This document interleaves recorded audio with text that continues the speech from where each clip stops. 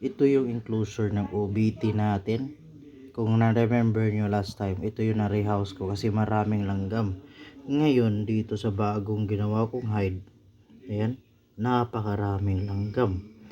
Trip ng mga langgam na to na pamahayan tong OBT na enclosure natin. Ayan, so kaya pala ayaw niyang makipag walang web na nangyari yan na maliit kasi yan sa ilalim maraming langgam.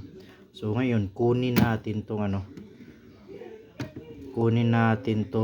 itong hide. Hindi na lang ako siguro maglalagay ng hide kasi every time na maglalagay ako ng hide, yun may mga langgam na